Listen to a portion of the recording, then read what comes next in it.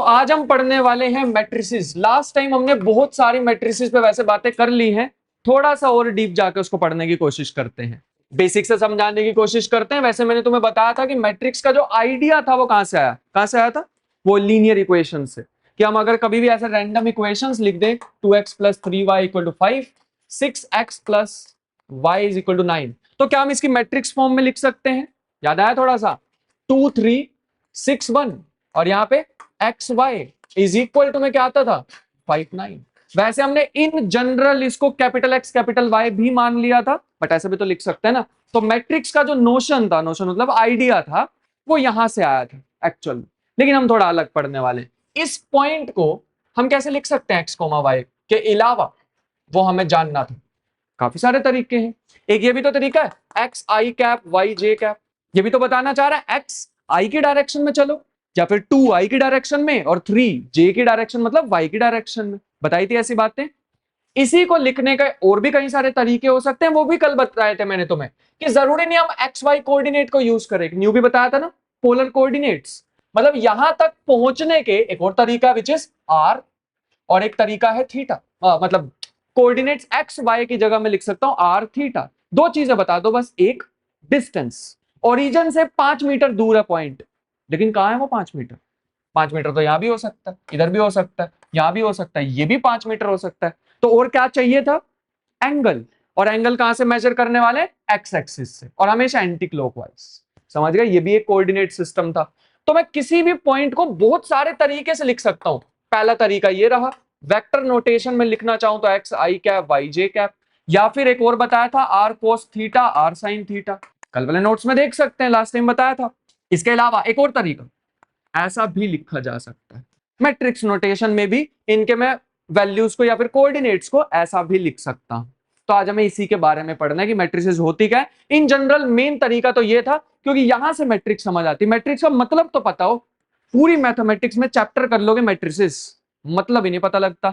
Meaning उसका ये होता है कि अगर हमारे पास कभी भी एक ऐसी मैट्रिक्स दे रखी है और किसी पे अप्लाई करो तो क्या होता है? आफ्टर अप्लाइंग ट्रांसफॉर्म कर देता वो उसको। इसने स्मॉल एक्स वाई को, इस मैट्रिक्स ने इस स्मॉल एक्स वाई को ट्रांसफॉर्म करके क्या बना दिया? 5 9। और इसको थोड़ा और डीप समझना चाहें तो इसका ऑर्डर क्या है, मुझे यहां पे बताया था, लिखते हैं 2 क्रॉस 2। और इसका क्या? 2 क्रॉस 1, रो कॉलम बता दें। और लास्ट आंसर क्या मिला हमें? भाई 5 9 नहीं, जस्ट मेरे को ऑर्डर जानना है। कहने का मतलब है, हम जो भी मैट्रिक्स होगी, लेटर से मैं कोई रैंडम मैट्रिक्स ले लूं जिसका ऑर्डर है m क्रॉस n, और मैं उसको मल्टीप्लाई करना चाहता हूं कोई भी एक रैंडम मैट्रिक्स से 1 क्रॉस 1 से, फॉर एग्जांपल, नहीं कर पाएंगे उसको। It is not allowed. इसके ऑर्डर मैटर करते हैं कि मल्टीप्लीकेशन कब अलाउड होती है। तो मल्टीप्लीकेशन सिर्फ और सिर्फ तभी अलाउड होगी जब पहले जो लिखा तुमने लेफ्ट में, उसकी कॉलम्स और इसकी रोज सेम होनी चाहिए। अगर यहां पे है m क्रॉस n 2 क्रॉस 3, तो अगली क्या होनी चाहिए? 3 क्रॉस समथिंग, कुछ भी हो सकता है, n क्रॉस p लेटर से। आंसर में क्या मिलेगा? m क्रॉस p आंसर में मिलने वाला है। समझ गए? इसका मतलब है पहले वाले की अगर मैं इसको फ्लिप करके लिखता तो क्या मैं मल्टीप्लीकेशन कर सकता था? क्या मैं मल्टीप्लाई कर सकता हूं? नहीं कर सकता। ऐसा क्यों हुआ?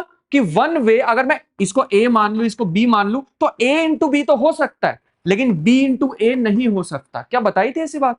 कॉम्यूटेटिविटी is not in general possible. Matrices में नहीं होता कि तुम a इंटू बी करो और b इंटू ए करो सेम आंसर आ जाए, जरूरी नहीं है। जैसे यहां पे क्या ये मल्टीप्लाई क्यों नहीं कर पा रहा? क्योंकि इसकी जो कॉलम्स है और इसके जो रोज है सेम नहीं, इसलिए नहीं कर पाएंगे। एक और चीज ध्यान रखते हैं, एक होती है जिन्हें बोलते हैं स्क्वायर मैट्रिसेस। भाई मैट्रिसेस तो समझ पा रहे हो ना? यही वाला आइडिया, एक न्यू तरीके से लिखना। स्क्वायर मैट्रिसेस का मतलब होता है एक ऐसी मैट्रिक्स जिसकी नंबर ऑफ रोज और नंबर ऑफ कॉलम्स सेम। जैसे n क्रॉस n, n कितना हो सकता है? 1 2 3 4 5 6। कोई भी एक एग्जांपल लेना चाहूं, मैं ऐसी ब्रैकेट्स भी यूज कर सकता हूं, मैं ऐसी ब्रैकेट्स भी यूज कर सकता हूं, कोई रिस्ट्रिक्शन नहीं है। तुम ऐसी ब्रैकेट्स भी यूज कर लो, नहीं करेंगे वो अलग बात है। बट मान लो यहां पे मैंने लिख दिया ए बी सी डी, कुछ भी नंबर हो सकते हैं यहां पे, और इसका ऑर्डर क्या है? कितनी रोज हैं? 2। और कितनी कॉलम है? इसे बोलते हैं n क्रॉस n या फिर स्क्वायर मैट्रिक्स। स्क्वायर मतलब एक स्क्वायर की तरह होनी चाहिए, जितनी रोज उतनी कॉलम। ऐसी लास्ट टाइम, या फिर ये कौन सी मैट्रिक्स? इसमें 2 रो है, एक कॉलम है, इसका भी नाम होता है, इसको बोलते हैं कॉलम मैट्रिक्स। और अगर ऐसी कभी दिखाई दे जाए तो इसे रो मैट्रिक्स बोलते हैं। ऐसी बहुत सारी और भी हैं, बट मैं तुम्हें डायरेक्टली जंप नहीं कराने वाला हूं। जब हम मैथ में पढ़ते हैं ना, सीधा बता देते हैं भाई ये रही आइडेंटिटी मैट्रिक्स, और आई कहां से ये कभी भी नहीं पता लगता, तो वो मैं थोड़ा सा बताने वाला हूं। अगर मान लो कभी भी मैं ये लिखूं ए बी, ध्यान से समझने की कोशिश करते हैं, इस बार थोड़ी सी अलग चीज बताने वाला हूं। यहां पे लिखा मैंने ए बी, क्या मैं इसको ऐसे लिख सकता हूं ए 10 प्लस बी 01? सोचने की कोशिश करते हैं।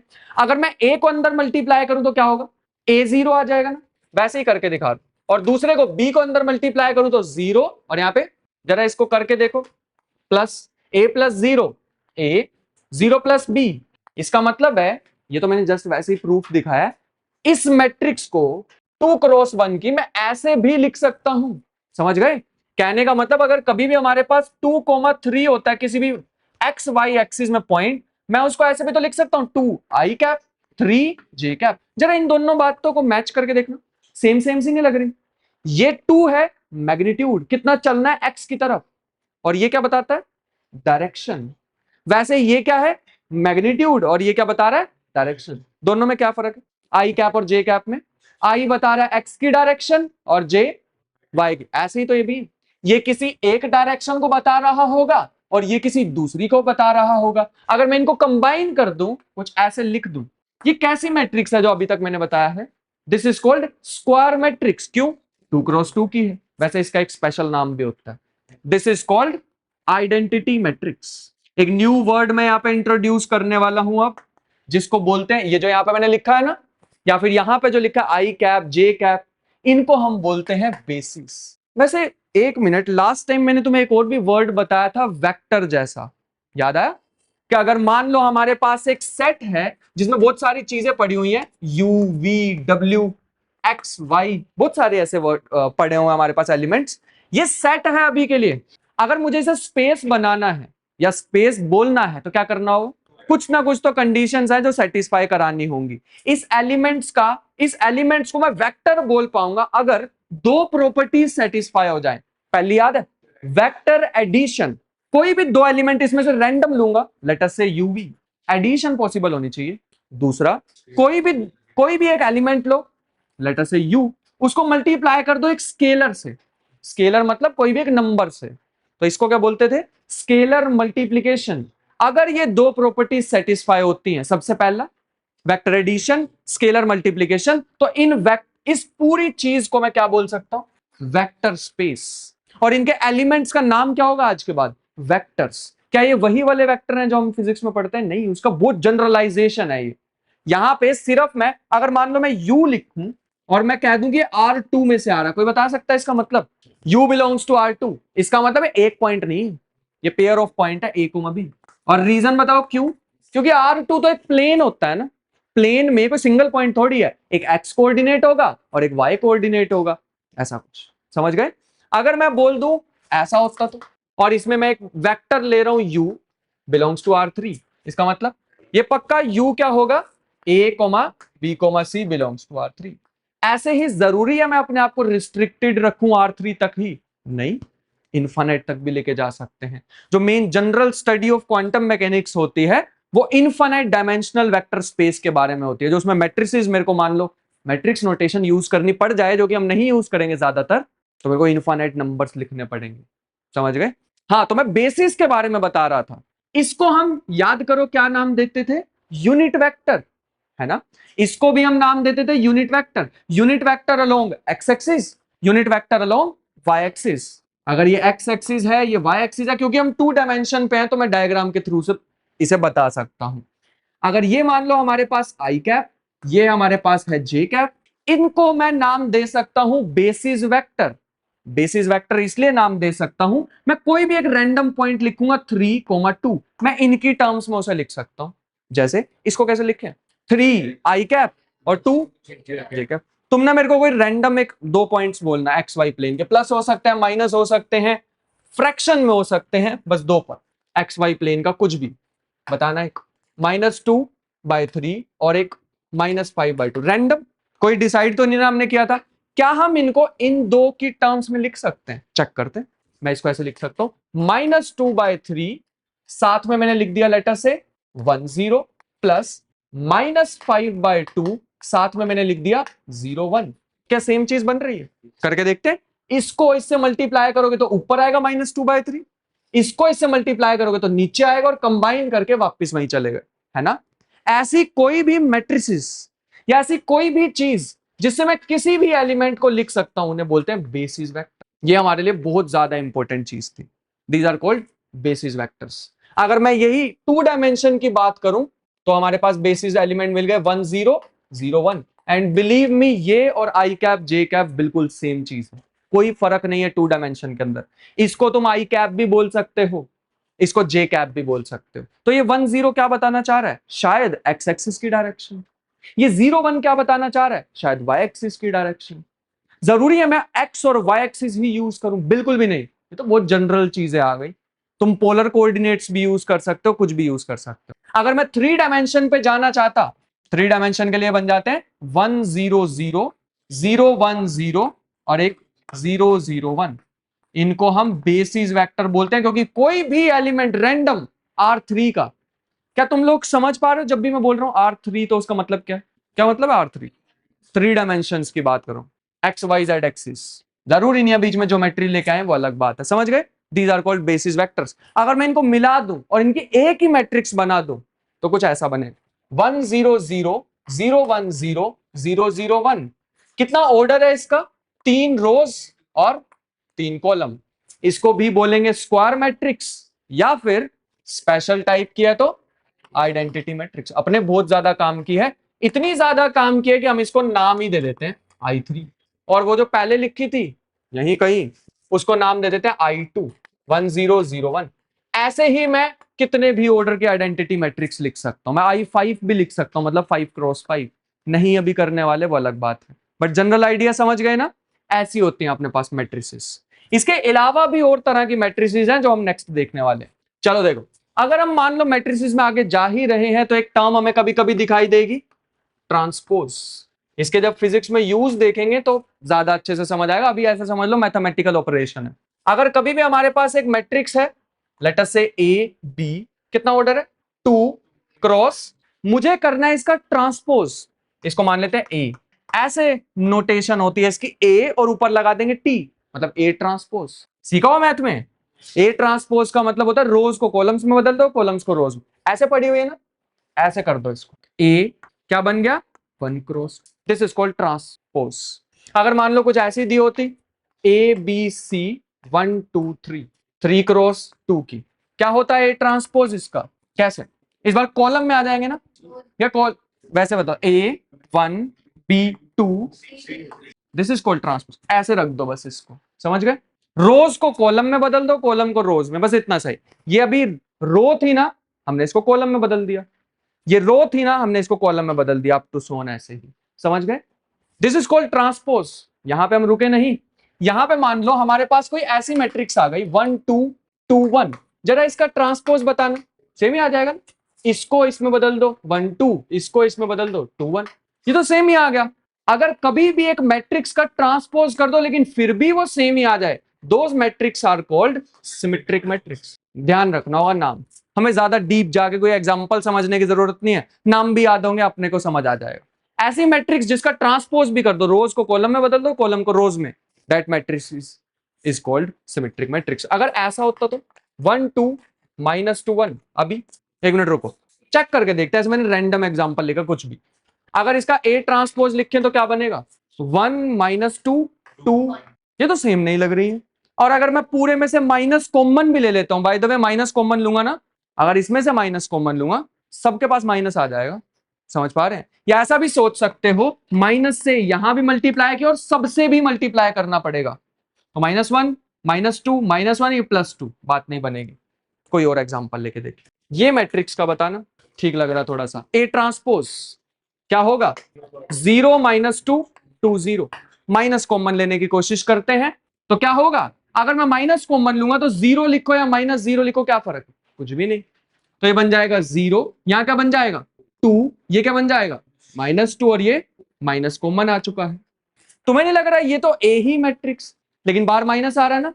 अगर कभी भी मैंने ट्रांसपोज किया और ऐसी कंडीशन बन गई तो इसका नाम होता है स्क्यू सिमेट्रिक। जस्ट मैं नाम बताने की कोशिश कर रहा हूं एक रैंडम एग्जांपल्स लेके। स्क्यू सिमेट्रिक मैट्रिक्स, ट्रांसपोज लेने के बाद सेम मैट्रिक्स आ गई तो सिमेट्रिक, नहीं आ रही सेम तो स्क्यू सिमेट्रिक।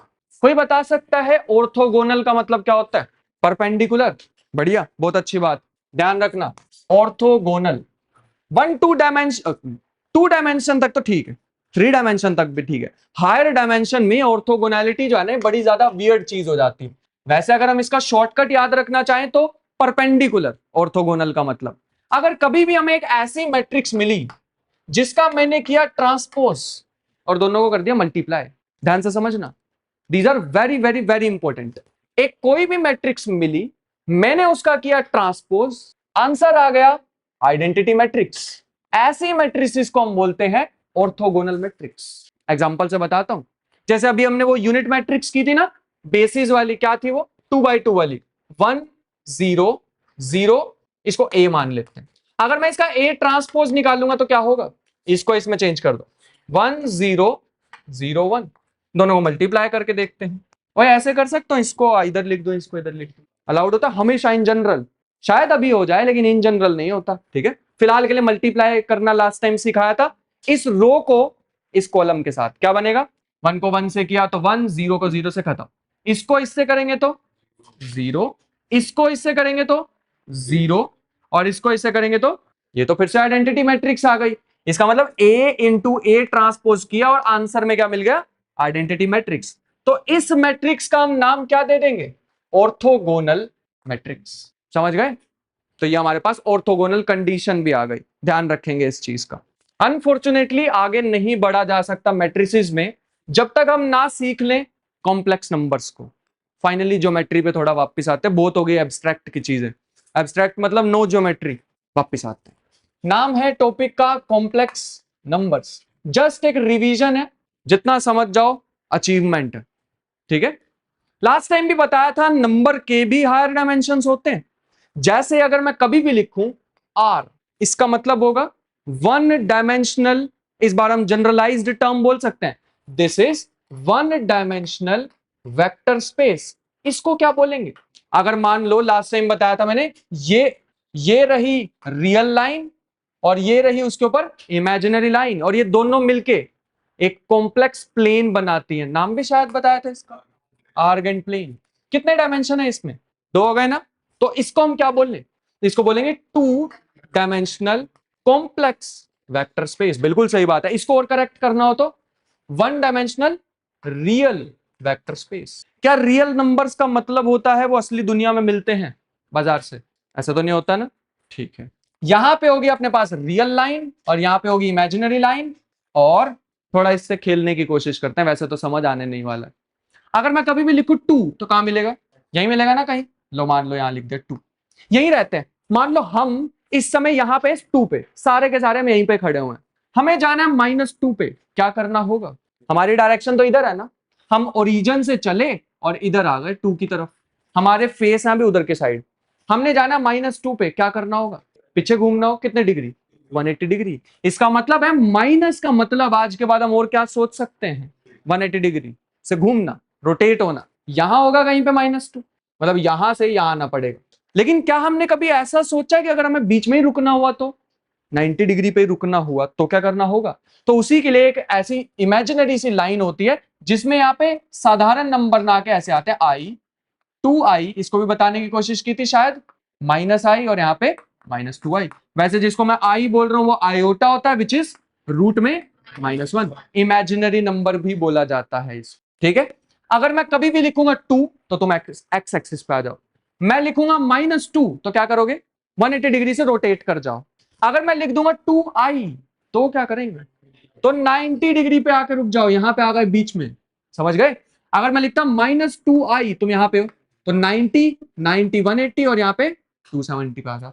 थोड़ा समझ पा रहे हो क्या कहना चाह रहा हूं?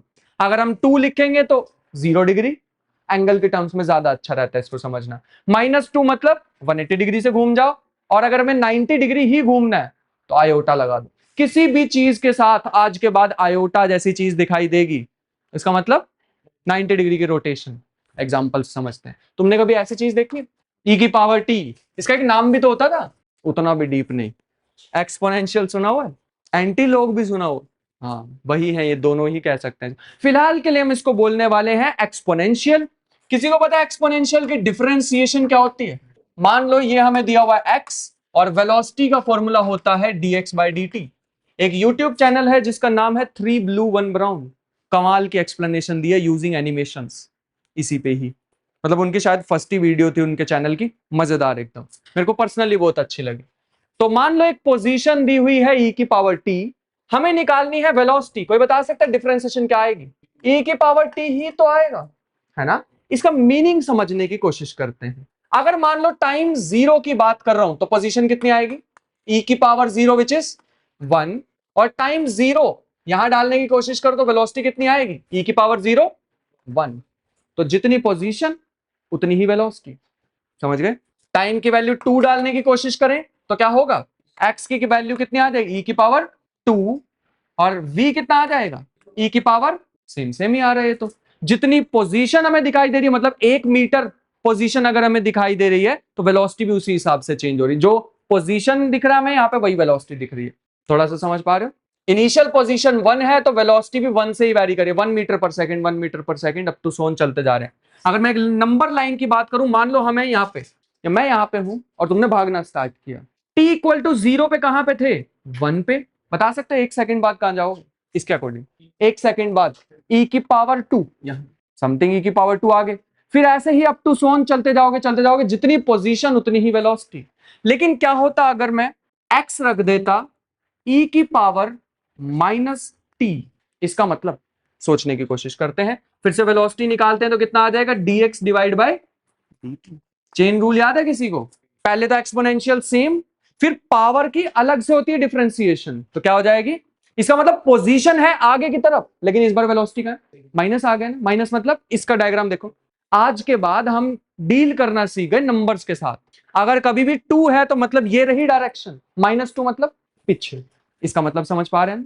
पोजीशन इधर की डायरेक्शन में अगर एरो आएगा तो वेलोसिटी का पीछे की तरफ आएगा। ठीक है, बढ़िया बात थी। अगर x हमारे पास आ गया e की पावर आयोटा t, इसका मतलब क्या है? और ये बहुत डीप बताने वाला हूं चीज, ठीक है।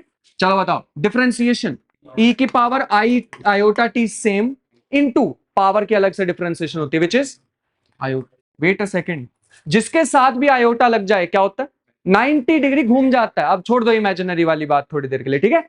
आयोटा का मतलब जिस भी चीज के साथ आयोटा दिख गया उसको घुमा दो, कितने डिग्री? 90। इसके साथ माइनस आ रहा था तो कितने डिग्री हमने घुमा दिया था? 180 डिग्री। अगर यहां इस वाले केस में ये रहा x तो यहां कहीं होगा v। मैं दिखाने की कोशिश करता हूं, स्पेशल आज मैं अलग चौक लेके आया हूं इसीलिए। ये रहा पोजीशन, एक नहीं अलग कलर के, ये रही वेलोसिटी पीछे की तरफ, समझ गए। लेकिन इस केस पे आते हैं, मान लो ये रहा x, थोड़ी देर के लिए वैसे ही t इक्वल टू 0 पे कितना आ जाएगा? अगर यहाँ पे t की वैल्यू 0 पुट करूं तो x कितना आ जाएगा? 1, है ना। एनीथिंग रेज टू पावर 0 1 होता है। यहां t की वैल्यू 0 डालूंगा तो v कितना आ जाएगा? अरे यहाँ पे t की वैल्यू 0 पुट करोगे तो ये पूरा 1 बन जाएगा, बचेगा आयोटा। सोचने की कोशिश करते हैं, ये रहा 1 पोजीशन वाला, x इज इक्वल टू 1। बता सकते हो वेलोसिटी कहां होगी? 90 डिग्री घुमा दो इसको, हम यहां पहुंचे ना, तो यहां पे होगी वेलोसिटी, ये जस्ट 90 डिग्री पे। वैसे वेलोसिटी आगे होनी चाहिए थी, है ना, लेकिन वेलोसिटी ऊपर क्यों आई 90 डिग्री? आयोटा की वजह से। अगर मान लो मैं यहां होता तो फिर इसके परपेंडिकुलर आ जाती यहां पे। ऐसे ही अप टू सोन, जहां पे भी तुम सोच सकते हो, मान लो यहां पे होती हमारी पोजीशन तो वेलोसिटी का वेक्टर बनाता तो इधर की डायरेक्शन में हमेशा 90 डिग्री। क्यों हो रहा है ये 90 degree? Why it is the case? इस आयोटा की वजह से। जब भी किसी चीज के साथ आयोटा आ जाए तो उसका मतलब है 90 डिग्री घुमा दो। बाय द वे कैसी शेप लग रही है ये? सर्कल जैसा लग रहा है ना, तो पक्का इस सर्कल का भी कोई लेना देना होगा इसके बीच में। सबसे ज्यादा वियर्ड चीज अगर तुम्हें नहीं लगी है तो e की पावर में आयोटा, इसका क्या मतलब होता है? e की पावर 2 का मतलब क्या होता है? e इंटू ई, 2 बार लिख दो। e की पावर 100 का मतलब क्या होता है? 100 बार ही लिख दो। इसका मतलब क्या? e की पावर आयोटा, है ना थोड़ा सा अजीब, बहुत ज्यादा अजीब। e की पावर आयोटा मतलब e कितनी बार? √-1 बार। ये तो गिनती मेरे को तो नहीं आती, कुछ ना कुछ तो अलग करके लिख देते, पावर 1 माइनस समथिंग करके लिख देते। रियल में तो चलता है, रियल नंबर्स होते, ये बड़ा मुश्किल। पावर को आयोटा से मल्टीप्लाई कर दो तो उससे क्या हो? वो ऐसे थोड़ी उठा के किसी से भी मल्टीप्लाई कर दो, मल्टीप्लाई डिवाइड भी तो करना पड़ेगा ना। है ना। तो एक काम करते हैं, इसको समझा तो नहीं पाऊंगा और वियर्ड बना देता हूं, तब बात बनेगी। ई की पावर आई और यहां पे आएगा पाई। ये जो चीज है ना, इसका आंसर आता है बड़ा ही ज्यादा वियर्ड नंबर विच इज -1।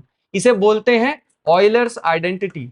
बहुत ज्यादा डिफिकल्ट नहीं है समझना, अभी बताता हूं, 2 मिनट दो, अभी समझ आएगा। बट ये जो इक्वेशन लिखी है ना, this is called the most beautiful equation in mathematics. पूरी मैथमेटिक्स की बात कर रहा हूं, क्योंकि इसलिए बोला जा रहा है, ये जो ई लिखा है ना, ये एक इर्रेशनल नंबर है।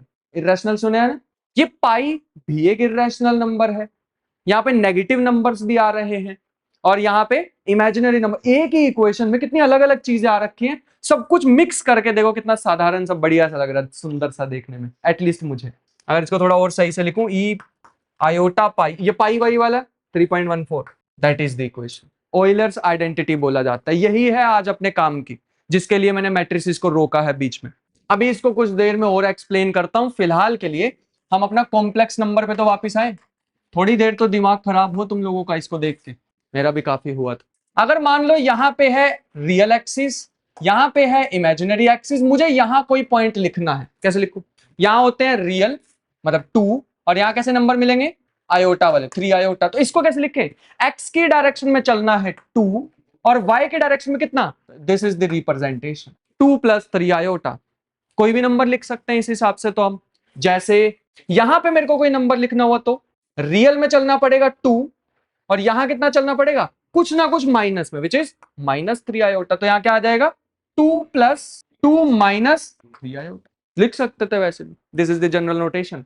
हम किसी भी नंबर को इस प्लेन में, ये कोई कार्टेशियन प्लेन नहीं, ये न्यू तरह का है, this is called Argand plane.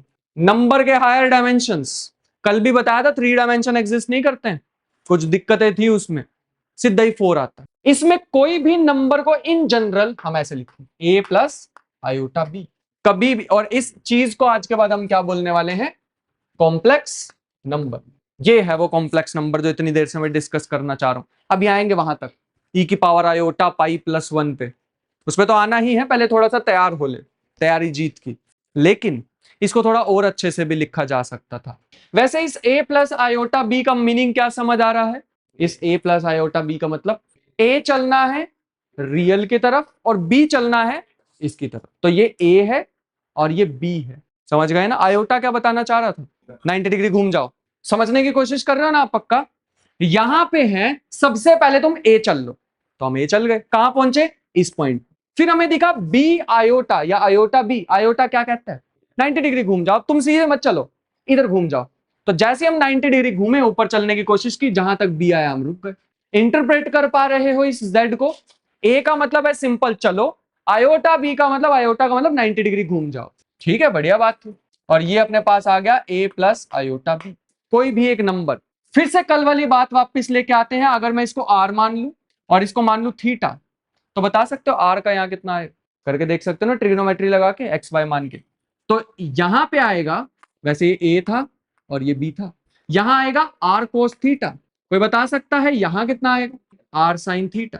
लेकिन ये क्या था? ये तो a था। इसका मतलब a की जगह मैं क्या लिख सकता हूं? r cos theta. और b की जगह क्या लिख सकता हूं? r sin theta. जरा थोड़ा इसको चेंज करने की कोशिश करते हैं। इसको, ये जो नोटेशन हमने लिखी थी, z = a + iota b। z = a की जगह r cos theta plus iota r sin theta. दोनों में से कॉमन आ रहा है r, तो z बन जाएगा r cos theta plus iota sin theta. ये हो गई अपने पास साधारण सी नोटेशन, वो कार्टेशियन प्लेन वाली। इस नोटेशन को क्या नाम दे दें? इसको बोलेंगे पोलर कोऑर्डिनेट्स या फिर पोलर फॉर्म। एक स्टेप और भी आगे जाया जा सकता था।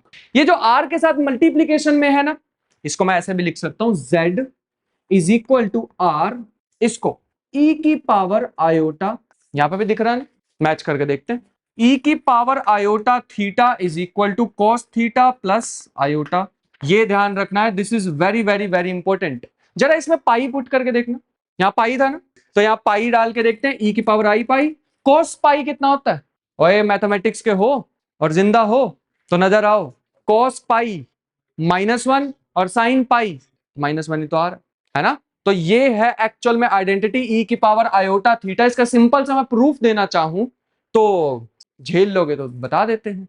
एक्सपोनेंशियल का एक एक्सपेंशन होती है बड़ी सी ऐसी, ई की पावर कुछ भी लिखा हो ना एक्स, तो उसकी एक्सपेंशन होती है 1 plus x square by 2 factorial x cube by 3 factorial. पहली कहा था झेल सकते हो तो झेल लो, जिसने पहली बार फैक्टोरियल देखा है वो बता सकता। या पता है फैक्टोरियल क्या होता है? क्या होता है 3 फैक्टोरियल? 3 into 2 into 1। 6 फैक्टोरियल होता है 6 इंटू 5 इंटू 4। चलते रहो उल्टा, मल्टीप्लाई करते रहो, वैसा ही कुछ लिखा है। लेकिन क्या होगा अगर मैं यहां पे ई की पावर आयोटा पाई लिख, आयोटा थीटा लिख देता तो जहां पे तुम्हें एक्स दिखाई दे रहा है ना, आयोटा लिख plus iota theta 2 factorial iota theta 3 factorial up to so on. तो इसको हम लिख सकते हैं 1 प्लस आयोटा थीटा प्लस, कोई बताना चाहेगा आयोटा का स्क्वायर क्या होता है? -1। तो ये बन जाएगा minus theta square by 2 factorial. Iota का क्यूब क्या होता होगा? अरे पढ़ के आए हो तुम लोग। Iota square into iota which is iota square -1 और एक आयोटा बचा, क्यूब डिवाइड बाय 3 फैक्टोरियल। कोई बता सकता है नेक्स्ट टर्म आनी चाहिए थी आयोटा थीटा की पावर 4। आयोटा की पावर 4 क्या होगा? तो यहां बन जाएगा थीटा की पावर 4 डिवाइड बाय 4 फैक्टोरियल। कोई बता सकता है आयोटा की पावर 5 क्या बनता? आयोटा की पावर 4 इंटू आयोटा, ये तुमने अभी क्या बताया 1, तो 1 इंटू आयोटा। समझ आ रहा है? थोड़ा थोड़ा सिंपल एक्सपेंशन ही लिखी है। कभी भी हमें एक्सपोनेंशियल की एक्सपेंशन फॉर्म लिखनी हो तो ऐसे लिख सकते हैं, ठीक है। इसको थोड़ा सा सही करके लिखते हैं, जिसमें आयोटा आ रहा है उसको हटा देते हैं, बाकी टर्म्स एक में 1 minus theta square by 2 factorial plus theta 4 by 4 factorial. मेरा गैस ये है अगली टर्म आएगी theta 6 by 6 factorial up to so on. और इन टर्म्स में देखना जरा क्या कॉमन आ रहा है, इन सब में आयोटा कॉमन आ रहा है और बचेगा theta minus theta cube by 3 factorial plus theta 5 by 5 factorial minus up to so on. पता था तो बहुत अच्छी बात है, वरना आज बता देता हूं, ये जो पहली ब्रैकेट है ना, ये होती है expansion of sine theta. Sine x को हम ऐसे भी लिख सकते हैं x minus x cube by 3 factorial plus x 5 by 5 factorial. वैसे भी तुम्हारी 12th क्लास में अगर तुम एग्जाम्स के लिए प्रिपेयर करते हो ना, कंपटीशन के लिए, काम आ जाएगी ये, मैथ में भी फिजिक्स में भी। प्लस ये जो अगली वाली होती है ना, ये एक्सपेंशन होती है कॉस्ट। देखो सेम सेम सा आ गया। इसे ही हमने क्या नाम दिया था, कहां से स्टार्ट किया था बाय द वे? वही कुछ उल्टा लिखा क्या? ठीक है, हो जाता है कभी, मेरी भी उम्र हो गई थोड़ी सी। पहले वाली कॉस्ट, अब जबकि मैंने यहां सही लिख दिया है ना, ई की पावर आयोटा थीटा, प्रूफ करना बड़ा आसान है। तुम थीटा की जगह पाई पुट कर दो तो क्या आएगा आंसर?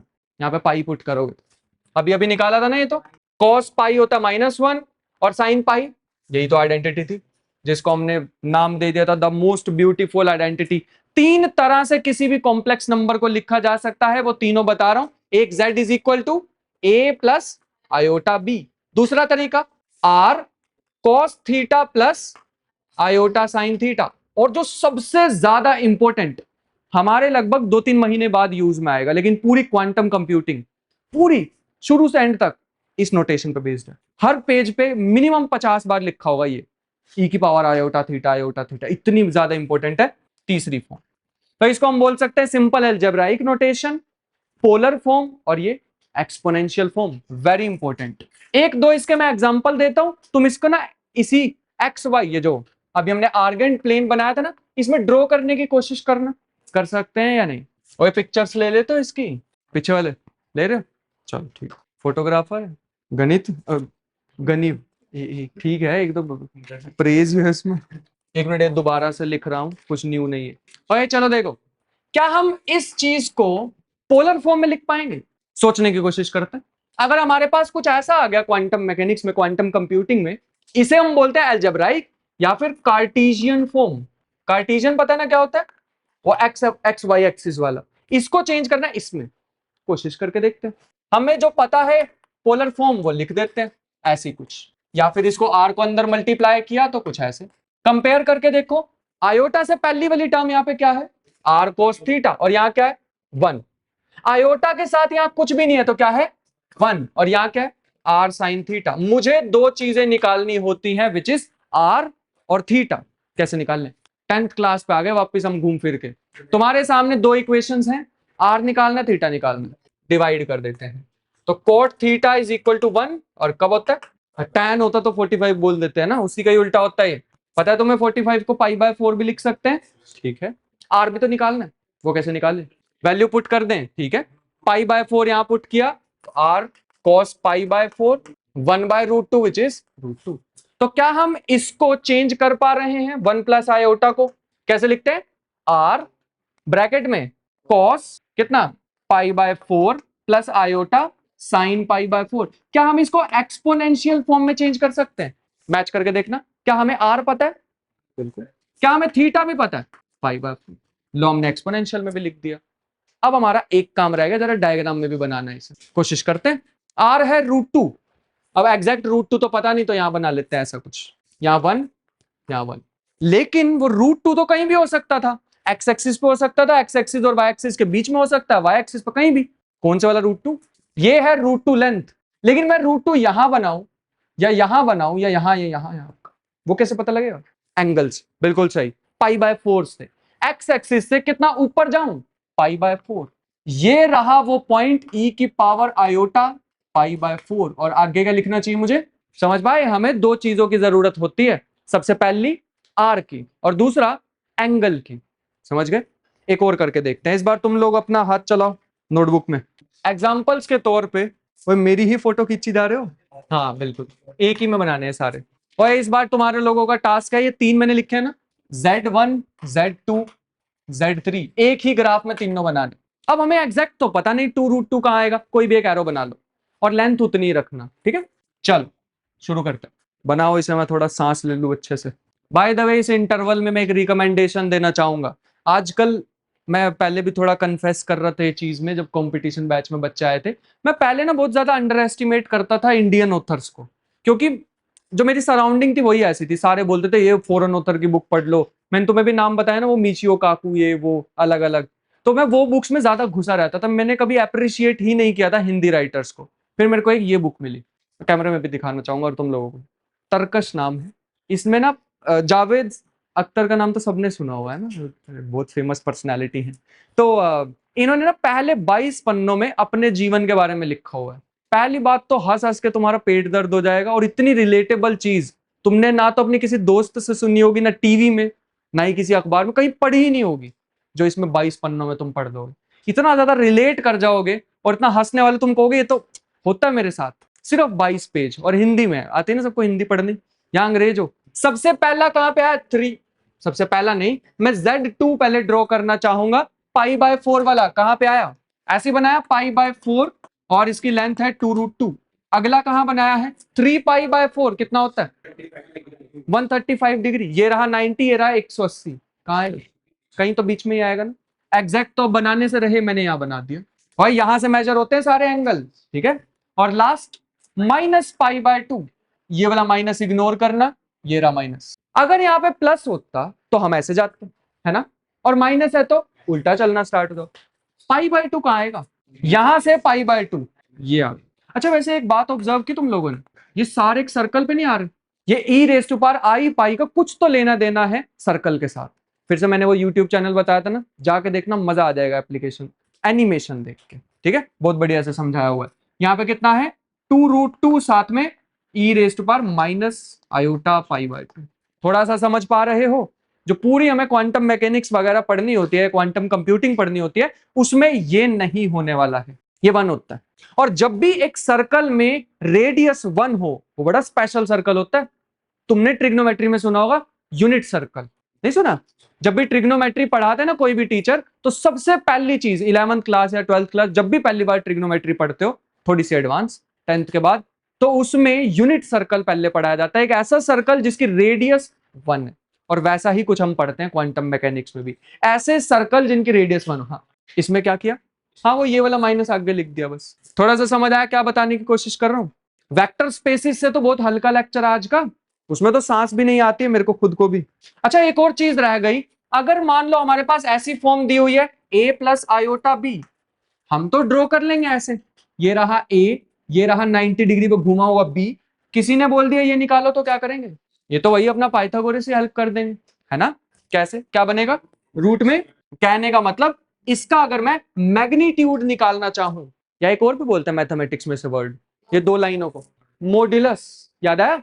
अगर कभी भी मॉड्यूलस निकालना पड़ गया तो फॉर्मूला क्या बना, रूट में a square plus b square, real part का स्क्वायर और इमेजिनरी पार्ट का स्क्वायर। एक करके देखना, जैसे मान लो हमें दिया हुआ है, कुछ बढ़िया सा सोचते हैं, -2 + 3 आयोटा, बताना जरा इसकी लेंथ कितनी होगी या मॉड्यूलस कितना होगा। रूट में -2 का स्क्वायर -4 है ना, चलो ठीक, प्लस 3 का स्क्वायर और रूट में जाएगा। क्या इसको पोलर फॉर्म में चेंज कर सकते हो? थोड़ा सा अजीब होगा लेकिन इसको भी किया जा सकता है। And that was all about, जितना भी मेरे को कॉम्प्लेक्स नंबर्स के बारे में बताना था इतना ही करना है, जितना भी हमने समय लगाया। बस तुम्हें मेन जो इसमें से लेनी है बात वो ये नोटेशंस हैं किसी भी आर्गेन प्लेन में किसी भी एक कॉम्प्लेक्स नंबर को डिनोट करने की, समझ गए? और साथ ही साथ किसी भी चीज को आयोटा से मल्टीप्लाई किया जाए तो उसका मतलब 90 डिग्री घुमा दो। जैसे याद है वो इक्वेशन, हर लेक्चर में मैं तो एक तो लिख देता हूँ, इस बार मैं राइट साइड वाली लिखूंगा ही नहीं, सिर्फ यही दिख रहा है यहाँ पे आयोटा, तो कहीं ना कहीं डीप डाउन शायद इसका मतलब हो सकता है 90 डिग्री घूमी होगी ये चीज। कैसे घूमी होगी, ये तो टाइम आ गया, टाइम को कैसे 90 डिग्री घुमा दें वो बाद में जानेंगे। क्या हुआ, जे कैप? नहीं नहीं नहीं, ये तो बहुत एडवांस चीज है, रुक जाओ अभी, एक्स वाई एक्सिस में मत जाओ अभी। और इसमें तो आई कैप जे कैप कुछ नहीं है बाय द वे, ये हमारे डायमेंशन है क्या?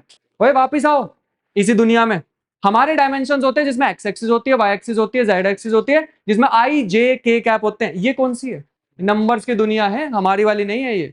इसमें नहीं ऐसा होता कि इसको घुमाया तो जे कैप में पहुंच गया, आ जाओ वापिस, ठीक है? नंबर्स हमारी दुनिया में आ गए तो दिक्कत होगी।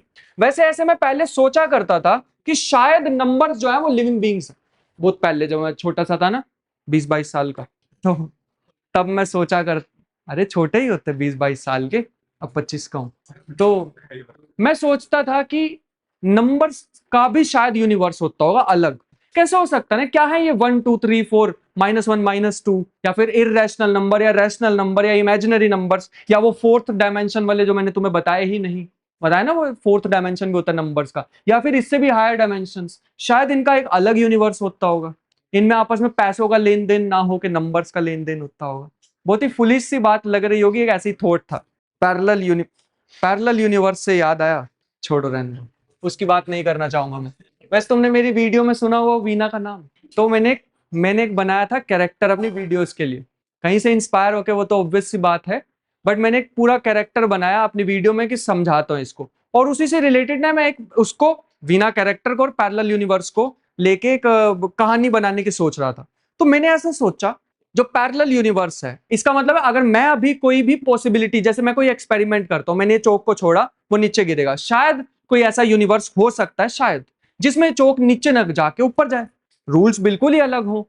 शायद ऐसा हो सकता है कि मैं भागा भागा गया, इस दीवार पे लगा और मेरा ये वाला शोल्डर ब्रेक हो गया। कोई ऐसा यूनिवर्स हो सकता है जिसमें राजन भागा ही नहीं, जस्ट ऑपोजिट यूनिवर्स। ऐसी बहुत सारी पॉसिबिलिटी हो सकते हैं और बहुत सारे यूनिवर्स हो सकते हैं। शायद ऐसा भी तो यूनिवर्स होगा जहां पे पैरेलल यूनिवर्स जैसी पॉसिबिलिटी ना हो, है ना? डीप बात काफी ज्यादा। तो ये एक बार मैं सोच रहा था, तो फिर 2 दिन तक नींद नहीं आई ढंग से। सीरियसली कितना ज्यादा डीप थॉट है ना। अगर पैराडॉक्स टाइप हो गए, तो अगर ऐसे यूनिवर्स पैरेलल एग्जिस्ट करते हैं जहां पे सारी पॉसिबिलिटी हो सकती है, तो एक ऐसा भी यूनिवर्स होगा जहां पे पैरेलल यूनिवर्स जैसी पॉसिबिलिटी ना हो, शायद वो यही यूनिवर्स हो। आगे बढ़ते रहने दो, बस वापिस डन। हाँ वापिस आते हैं, अभी तक हम एक मिनट बस, ओए वापिस आ जाओ इस R3 में, इधर। अब से तो मैं मैथमेटिकल लैंग्वेज में बात कर सकता हूँ तुमसे, इधर आ जाओ, ठीक है? आ रहा है समझ? ठीक है। अच्छा बताओ, H2O पानी होता है? वाह, फिर भी कोई बताना चाहे क्या H2O एक मॉलिक्यूल को पानी बोल सकते हैं? नहीं। पानी तो, पानी का मतलब वो लिक्विड जैसी प्रॉपर्टी, वो तो बल्क प्रॉपर्टी होती है। जब बहुत सारे H2O एक साथ बहुत सारे आ जाते हैं तब हम उसको पानी बोल सकते हैं। एक H2O को पानी बोलना सही नहीं है। ऐसा मैंने एक्सप्लेन करने की कोशिश की थी अपनी एक दोस्त जो केमिस्ट्री पढ़ाती है, फिर मेरे को उसकी डीपी नहीं दिखाई दी कुछ दिन, सच में नहीं। वो वीना, हर जगह वीना, बताओ कमाल हो गई। नहीं, चलो आप इस मैट्रिसेस पे। और देखो मैं एक बात बताता हूँ, मेरी जितनी भी कहानियां होती है ना, तुम्हें ऑब्वियसली समझ आ जाता होगा कि कुछ तो रियल नहीं है ना? अब तो तुम मैच्योर हो चुके हो। लेकिन मैं 3 चीजों में से एक चीज असली डालता हूँ, या तो डेट, वो उसी समय पे हुई होगी कहानी, या फिर वो पर्सन, या वो जगह। तीनों में से एक चीज पक्का सच होती है, वो खुद सोच लिया करो। तुम तो पर्सन ही सोचोगे, है ना? कमाल होगा ही, बिल्कुल ही। मैट्रिसेस पे वापस आए, अभी हमने ऑर्थोगोनैलिटी के बारे में पढ़ा था। ऐसी मैट्रिसेस जिसमें मैं अगर ट्रांसपोज से मल्टीप्लाई करूं और आइडेंटिटी मिल जाए उसे बोलते हैं ऑर्थोगोनल मैट्रिसेस। ये क्या होता है? अगर A transpose is equal to A आ जाए उसका मतलब सिमेट्रिक मैट्रिक्स। लेकिन अभी तक हम जितनी भी मैट्रिसेस के बारे में बात कर रहे थे ना, उसके अंदर जो एंट्रीज आ रही थी ए बी सी डी, ये सारे A B C D belong कर रहे थे रियल नंबर को। जरूरी नहीं, कॉम्प्लेक्स भी हो सकते हैं। तो अब हम दूसरी दुनिया में जाने वाले, नंबर की दुनिया में जाने वाले हैं और वहां जाके स्टडी करेंगे ऐसी मैट्रिसेस जिसमें कॉम्प्लेक्स नंबर्स भी आ सकते हैं या इमेजिनरी नंबर्स भी आ सकते हैं, जैसे 2, 1 प्लस आयोटा, 3 आयोटा और यहां 1। अगर मैं इसमें ए ट्रांसपोज निकालना चाहूं तो क्या होगा? 2, इसको रो को कॉलम में ना, आगे सेम आ रहे हैं, दूर दूर तक नहीं आ रहे। इसमें एक और न्यू ऑपरेशन आ गया, जैसे इसमें सिर्फ ट्रांसपोज था ना, यहाँ एक और आ गया जिसको बोलते हैं कॉन्जुगेट। रूट में आयोटा क्या होता है? नाइस क्वेश्चन, आज नहीं बता पाऊंगा क्योंकि बहुत डीप चीज है। आयोटा की पावर, आयोटा क्या होता है, ये भी बहुत नाइस चीज है, लेकिन इसके लिए थोड़ा सा जब मैं डिस्कशन राउंड रखूंगा ना, वहां पे ले आना इसको, और नहीं बताऊंगा तो फिर मेरे को नहीं आता होगा। समझ गए ना? अभी के लिए मैं इसको स्किप करने वाला हूं क्योंकि ये टॉपिक थोड़ा सा ज्यादा जरूरी है और सेशन खिंच जाएगा। ठीक है, डिस्कशन राउंड जो होगा नेक्स्ट वाला उसमें पूछ लेना। फिलहाल के लिए एक न्यू तरह का ऑपरेशन जिसको बोलते हैं कॉन्जुगेट। बाय द वे एक चीज मैं बताना भूल गया, ए प्लस आयोटा बी इस डायग्राम में कहां पे है? ए यहां चलना है, बी यहां चलना है, तो ये रहा ए प्लस आयोटा बी। कोई बता सकता है ए माइनस आयोटा बी कहां होगा? इसके नीचे होगा। जस्ट तुम्हें नहीं लग रहा ऐसे? जस्ट इसकी मिरर इमेज ही। इसको बोलते हैं कॉम्प्लेक्स कॉन्जुगेट।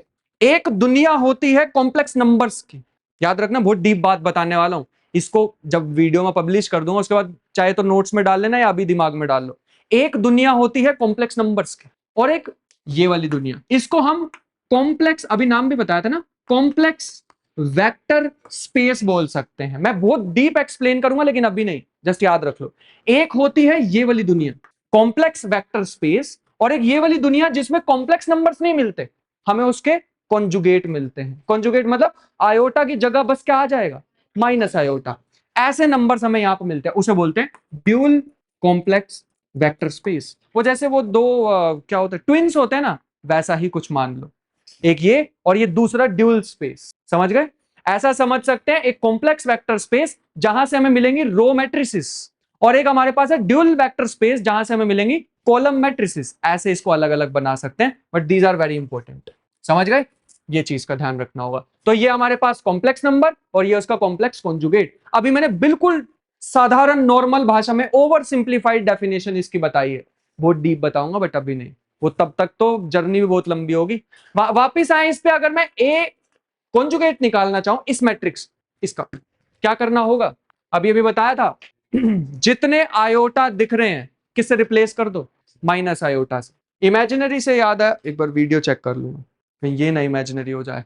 चलो हाँ, तो ये समझ आया क्या किया? जहां आयोटा थे उसको किससे रिप्लेस कर दिया? माइनस आयोटा से। बस ये तो किया। इनको कंबाइन करके एक ऑपरेशन बनाया जा सकता है। पढ़ा ऐसा मैथ में कभी? पहले ट्रांसपोज कर दो फिर कॉन्जुगेट कर दो, इसको हम बोलते हैं, इस ऐसे रिप्रेजेंट करते हैं ए थीटा से। इसका नाम होता है हर्मिशियन कॉन्जुगेट। पढ़ोगे, ये तुम्हारे होता है शायद 12th क्लास में, बट अभी के लिए ऐसे समझ लो, किसी भी मैट्रिक्स को पकड़ो, पहले कर दो ट्रांसपोज फिर कर दो कॉन्जुगेट, या फिर उल्टा भी ऐसे कर सकते थे, पहले कर दो कॉन्जुगेट फिर कर दो ट्रांसपोज। अगर तुमने कर दिया है उस मैट्रिक्स को हम क्या बोलने वाले हैं? Hermitian conjugate. जैसे ए थीटा पता ना, इस मैट्रिक्स का क्या होगा? पहले कर दो कॉन्जुगेट, ये पड़ी, फिर इसका क्या कर दो? ट्रांसपोज, क्या बन जाएगी? 2 माइनस 3 आयोटा, आगे 1 माइनस आयोटा, बन गई, ये रहा हर्मिशियन कॉन्जुगेट। कुछ ऐसे एग्जाम्पल, कुछ अलग एग्जाम्पल लेते हैं और तुम्हें बताने की कोशिश करूंगा। याद है अभी मैंने बताया था एक सिमेट्रिक मैट्रिक्स के बारे में? क्या होती है सिमेट्रिक मैट्रिक्स? ट्रांसपोज उसी के इक्वल आ जाए उसे सिमेट्रिक मैट्रिक्स बोलते हैं। याद आया? जरा ये बताना इसमें ऐसा क्या खास? 0 आयोटा माइनस आयोटा 0। एक मिनट रुको बस, जरा इस मैट्रिक्स को बताने की कोशिश करना। अगर मैं इसका ए थीटा निकालना चाहता हूं तो क्या होगा? पहले करो ट्रांसपोज, क्या होगा? 0 माइनस आयोटा आयोटा, ठीक है, खत्म नहीं हुआ। अभी सिर्फ ट्रांसपोज किया, अब क्या करेंगे? कॉन्जुगेट। कॉन्जुगेट मतलब आई को रिप्लेस कर दो तो ये प्लस आई हो जाएगा, ये माइनस है। कुछ अजीब नहीं लगा? घूम फिर के वहीं पे आ गए। अगर कभी भी ए इक्वल टू ए ट्रांसपोज आता था उसको क्या बोलते थे? Symmetric matrix. आधी क्वांटम कंप्यूटिंग इस पे चलती, सिमेट्रिक मैट्रिसेस या फिर जो ऑर्थोगोनल बताई थी ना, जिसमें रियल नंबर से आते हैं, आधी क्वांटम मैकेनिक्स। लेकिन अगर हमें एडवांस्ड मैंने क्वांटम मैकेनिक्स बोल दिया क्या, मैं क्वांटम कंप्यूटिंग बोलना चाह रहा था। आधी क्वांटम कंप्यूटिंग सिर्फ इस पे बेस्ड होती है, जिसमें हमें ट्रांसपोज की जरूरत पड़ेगी। बहुत वियर्ड मैथमेटिक्स लग रही है, लेकिन सोचो इस पे कंप्यूटर्स चलते हैं, एडवांस्ड कंप्यूटर्स बनने वाले हैं, और बहुत ही जल्दी हम कंप्यूटर साइंस नॉर्मल वाली पढ़ने वाले हैं, उसमें इससे पहले वाली सारी यूज होगी, जितना भी वो लीनियर अलजेब्रा बताया था। फिलहाल के लिए ऐसी मैट्रिक्स को हमने बोला था सिमेट्रिक मैट्रिक्स, लेकिन अगर कभी ए theta is equal to A आ जाए तो उसको क्या बोलेंगे आज के बाद, हर्मिशियन मैट्रिक्स। ये रहा कोई ऐसी मैट्रिक्स का एग्जांपल मैं दिमाग में लाने की कोशिश करता हूं जहां पे A theta is equal to minus A आ जाए, जैसे सिमेट्रिक का दूसरा क्या था, स्क्यू सिमेट्रिक, यहां पे भी गैस कर पा रहे होंगे ना। हार्मिशियन का दूसरा क्या होगा, स्क्यू हार्मिशियन मैट्रिक्स। सोचने की कोशिश करता हूं मैं एक एग्जांपल, रुक जाओ एक मिनट, समय लगता है इसमें। डन, जरा इसको बताने की कोशिश करो, आ गया तो अच्छी बात है, वरना मान लेना स्क्यू हार्मिशियन होती है, ठीक है।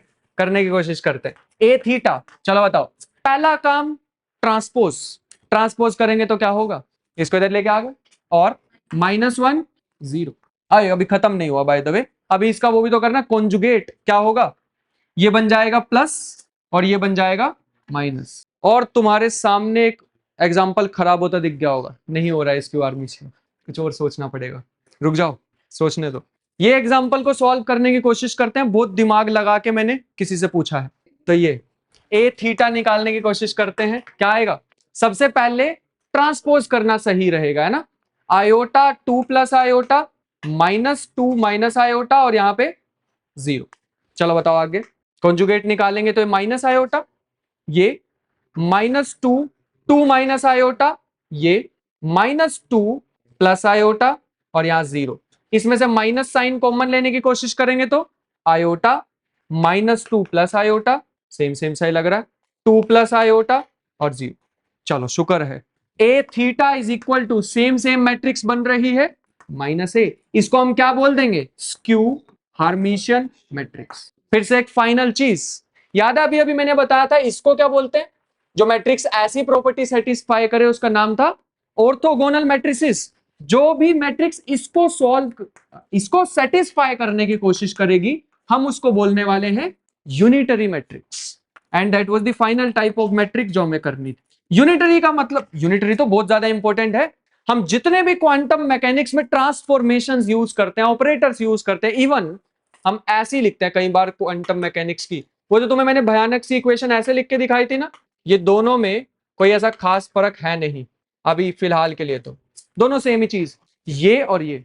जितने भी हम यहाँ पे ऑपरेटर्स यूज करते हैं, दिस ऑपरेटर नहीं, मुझे वर्ड यूज करना चाहिए अभी के लिए ट्रांसफॉर्मेशन, क्योंकि वो हमने सुना है। याद है ट्रांसफॉर्मेशन क्या होता था, एक मैट्रिक्स दूसरी मैट्रिक्स पे काम करी तो उसको चेंज कर देती थी, है ना। एक स्क्वायर जिसमें मैंने ट्रांसफॉर्मेशन लगाई टी, तो वो क्या बन जाता था, पैरेललोग्राम, वैसा ही कुछ है यहाँ। And the final finale of this, अगर कोई भी मैट्रिक्स हमारे पास लेट अस से m किसी भी a पे अप्लाई करी, एक कोई भी मैट्रिक्स थी, मैंने एक a पे अप्लाई करी और वापस मुझे वही मिल गया a, लेकिन साथ में एक आ गया कांस्टेंट, कांस्टेंट कुछ भी हो सकता है, 2, जरूरी नहीं है रियल हो, इमेजिनरी भी हो सकता है। ये जो मैं बता रहा हूं ना, ऑलमोस्ट सिमिलर टू वो जो श्रोडिंगर इक्वेशन अभी लिखी थी ना, बिल्कुल सेम है, दिखाता हूं अभी। ये जो चीज है इसमें मैं क्या बताना चाह रहा हूं, ये चीज, ये मैट्रिक्स ट्रांसफॉर्मेशन मैट्रिक्स अगर ए पे एक्ट हुई, आंसर क्या मिला, ए ही, लेकिन साथ में कांस्टेंट। अच्छा, किसी भी कांस्टेंट से मल्टीप्लाई करने का मतलब लास्ट टाइम बताया था, मल्टीप्लिकेशन मतलब क्या, हाँ मल्टीप्लिकेशन का एक नाम बताया था, स्केलिंग, याद आया, वो स्केल करना, बढ़ा देना। और अगर ये फ्रैक्शन में आता मतलब ये डिवीजन में आ जाता कुछ तो श्रिंकिंग, याद आया ना, तो इसका मतलब स्केलिंग या श्रिंकिंग भी बोल सकते हैं। अब इनके कुछ नाम देने वाला हूं मैं, ठीक है। ये तो हमारे पास कोई ऑपरेटर होगा, इसका नाम होता है, बड़ा फैंसी सा नाम है, आइगन वेक्टर। ये भी वही है, आइगन वेक्टर, क्योंकि इस मैट्रिक्स के लिए हो रहा है, इस मैट्रिक्स के लिए ए वापिस आ रहा है, तो इसको बोलेंगे आइगन वेक्टर ऑफ एम। और ये क्या है, ट्रांसफॉर्मेशन मैट्रिक्स जो भी अपने पास थी। वैसे इसको हम ऑपरेटर भी बोल सकते हैं, लेकिन वो वर्ड मैंने अभी बताया कहां है। और ये जो है ना, दिस इज कॉल्ड कांस्टेंट, या फिर इस बार न्यू नाम आ रहा है, आइगन वैल्यू। इक्वेशन समझ पा रहे हो कि ये क्या थी इक्वेशन, ये इक्वेशन है कि एक ट्रांसफॉर्मेशन किसी भी चीज पे एक्ट की आफ्टर ट्रांसफॉर्मेशन क्या हुआ उस वेक्टर का, वही रहा, लेकिन बस एक कांस्टेंट से मल्टीप्लाई हो गया। समझ पा रहे हैं? अगर मान लो ये एक एरो है, इस एरो की मैंने ट्रांसफॉर्मेशन की, तो आफ्टर ट्रांसफॉर्मेशन क्या हुआ, ये एरो को क्या हुआ, या तो ये बड़ा हो गया होगा या ये छोटा हो गया होगा, रोटेट नहीं हुआ होगा, कुछ कुछ और नहीं हुआ इस वेक्टर को। समझ गए? साइज चेंज हो सकता है, शायद यहाँ पे 1 भी तो आ सकता है, 1 आएगा तो मतलब सेम ही रहा। अब जरा क्या कह सकते, नेगेटिव में फ्लिप हो जाएगा, है ना, नेगेटिव भी आ सकता है, बिल्कुल सही बात है। इमेजिनरी भी तो आ सकता है, इमेजिनरी मतलब 90 डिग्री भी तो घूम सकता है ना, डिपेंडिंग ऑन ये लैम्डा क्या है। अच्छा, इस इक्वेशन को और इस इक्वेशन को देखना, श्रोडिंगर इक्वेशन है, तुम्हारी केमिस्ट्री है ये पूरी की पूरी, ये इन दोनों को मैच करना। इसको क्या बोल सकते हैं, इसको बोल सकते हैं आइगन वेक्टर ऑफ एच, और इसको भी आइगन वेक्टर ऑफ एच। ये है आइगन वैल्यूज और ये अपना वो ऑपरेटर, ये है वो श्रोडिंगर इक्वेशन। मतलब ये एच इस पे एक्ट होगा तो वापस यही वेक्टर आ जाएगा, लेकिन साथ में मिलेंगे कुछ वैल्यूज, और वही वैल्यूज हमें एक्सपेरिमेंट करके मिलती हैं। लास्ट टाइम भी शायद मैंने बताने की कोशिश की थी कि हम इक्वेशंस में यूज कर सकते हैं imaginary number, they are allowed.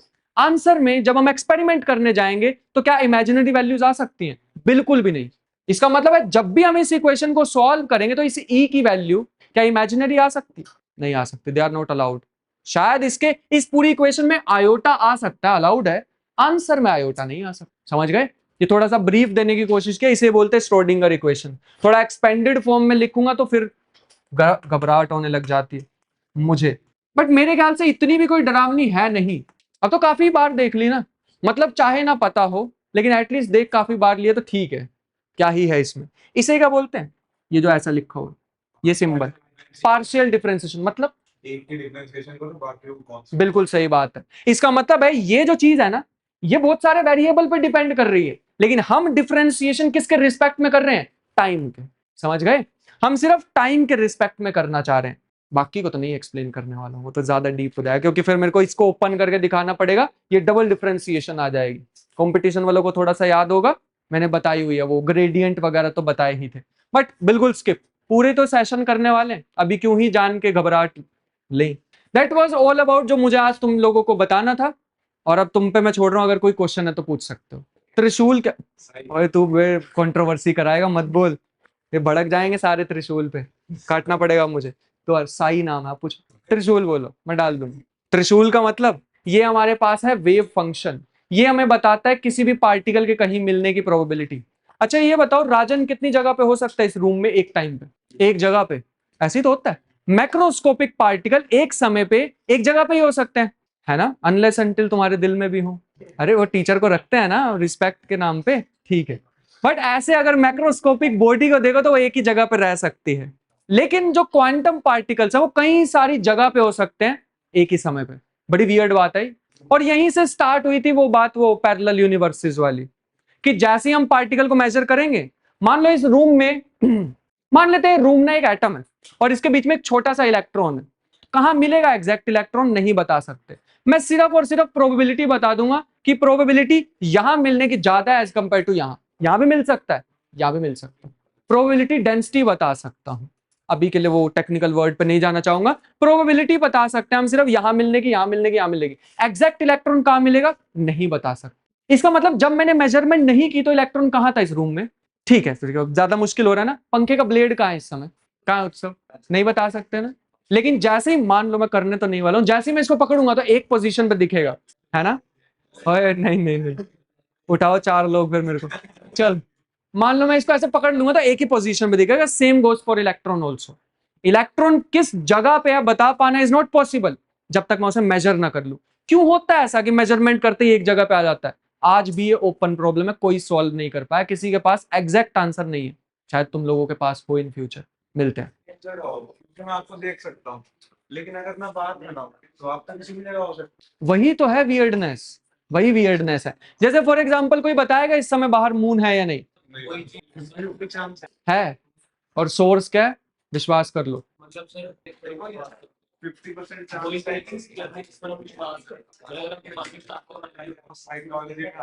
थोड़ा सा अलग हो गया ये कॉन्सेप्ट, तो साइकोलॉजी में बिल्कुल सही। वही कोई बताना चाहेगा बाहर मून है या नहीं? लेकिन अभी तो दिन का टाइम है, मून तो होता है ना, हमें नहीं दिख रहा, लेकिन तुमने देखा बाहर जाके? शायद ना हो, तो वैसा ही है कुछ इलेक्ट्रॉन के साथ भी, वो ऑब्जर्वर डिपेंडेंट चीजें होती हैं। तो मैं बता, हमारा यूनिवर्स पहले इलेक्ट्रॉन जितना छोटा था। जो भी चीज इलेक्ट्रॉन जितनी छोटी होती है वो कई सारी पोजीशन पे हो सकती है जब तक उसे कोई मेजर ना कर ले। बड़ी डीप बात बताने वाला हूँ, जैसी वो पैरेलल यूनिवर्स वाली बताई थी ना, सोचना हो उसे जाके, वैसा ही कुछ। पहले हमारा यूनिवर्स इतना छोटा सा था, डॉट जैसा, और फिर वो बर्स्ट हुआ जिसे हम बिग बैंग बोलते हैं। सुना ऐसा वर्ड?